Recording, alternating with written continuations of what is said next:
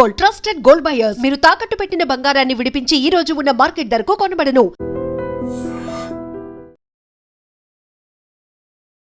నమస్తే, welcome to I dream talking point with కవిత.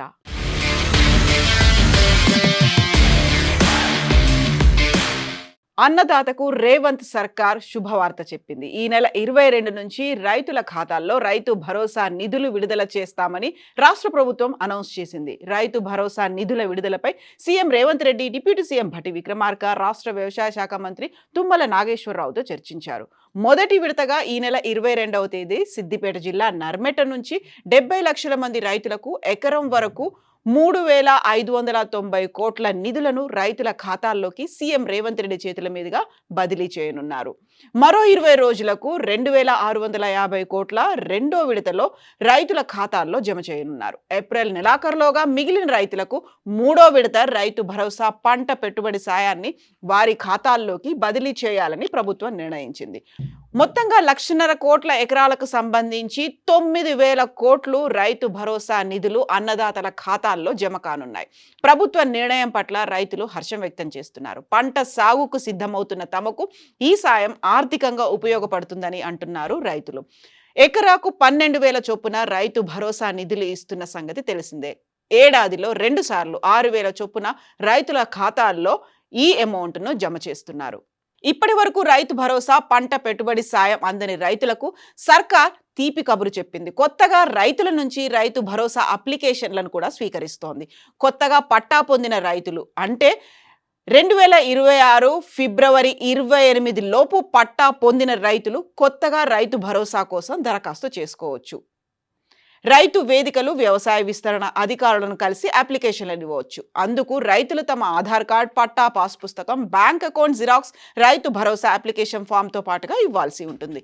ఆ ఫామ్లో పూర్తి వివరాలు నింపి రైతు వేదికల్లో అందజేయాలని వ్యవసాయ అధికారులు సూచిస్తున్నారు. కొత్తగా పట్టాలు పొందిన వారు వెంటనే దరఖాస్తు చేసుకోవాలని సలహా కూడా ఇస్తున్నారు.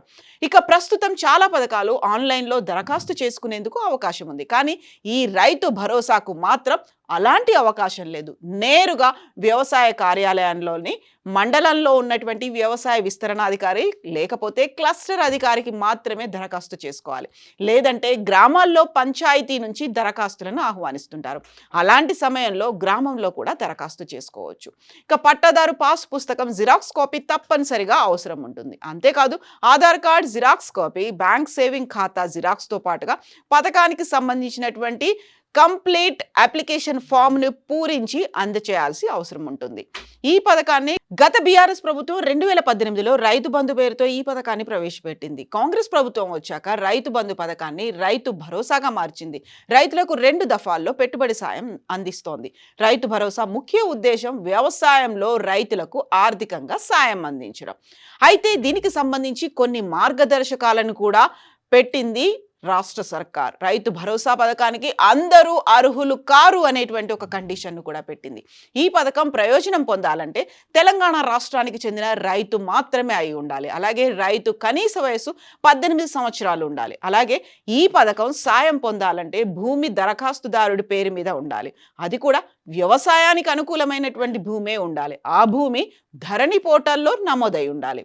రైతు భరోసా విషయంలో అర్హతలను కూడా నిర్ణయించింది ప్రభుత్వం. ప్రభుత్వాన్ని తప్పుదోవ పట్టించి పథకాన్ని సద్వినియోగం చేసుకోవాలని చూస్తే ప్రభుత్వం కఠిన చర్యలు తీసుకుంటుంది. ఈ పేరు మీద భూమి లేకుండా రైతు భరోసా కోసం దరఖాస్తు చేసుకుంటే డబ్బులు రావు. అది కూడా రైతు పేరు మీదే భూమి ఉండాలి. తప్పుడు పత్రాలను సృష్టించి పథకాన్ని పొందేందుకు చూస్తే ఇబ్బందులు ఎదుర్కోవాల్సి ఉంటుంది. అలాగే సాగుకు యోగ్యం కాని భూములు అంటే బీడు భూములు కావచ్చు, రాళ్లు రప్పలతో ఉన్నటువంటి భూములు, కొండలు, రియల్ ఎస్టేట్ వెంచర్లు, కాలువలు, వాణిజ్య సముదాయాల కోసం, కమర్షియల్ కాంప్లెక్స్ల కోసం చెందినటువంటి భూములు ఉన్న వారికి రైతు భరోసా పథకానికి అర్హులు కాదు. ఇలాంటి భూమి ఉండి దరఖాస్తు చేసుకుంటే పథకం సాయం అందదు అనేటువంటి మాటని ఇప్పుడు వ్యవసాయ అధికారులు ప్రభుత్వం కూడా చాలా గట్టిగా చెప్తోంది. ఎవరైనా అనర్హులుగా ఉండి తప్పుడు పత్రాలతో దరఖాస్తు చేసుకుంటే వారికి డబ్బులు రావు అనేటువంటి మాట గుర్తుంచుకోవాలని ప్రభుత్వం చెప్తోంది. ఇక ప్రభుత్వ ఉద్యోగులు, పెన్షనర్లు, వ్యవసాయం చేస్తూ పెన్షన్ పొందుతున్న కొంతమంది రైతులు అనర్హులు. ఆదాయపు పన్ను చెల్లించే రైతులు కూడా ఈ పథకానికి అనర్హులు.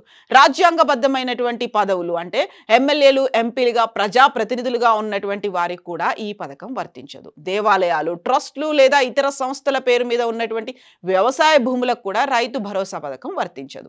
రాష్ట్రంలో ఎవరైనా అనర్హులుగా ఉండి ఈ పథకం సాయం పొందుతున్నట్లయితే వారిపై ప్రభుత్వం ఒక కన్నేసి పెట్టింది, నిఘాను ఏర్పాటు చేసింది. ఇప్పటి వరకు రైతు భరోసా సాయం పొందుతున్నటువంటి వివరాలన్నింటినీ ప్రభుత్వం పరిశీలిస్తోంది. అందులో అనర్హులుగా తేలినట్టయితే వారిని పథకం నుంచి తొలగించబోతోంది ప్రభుత్వం.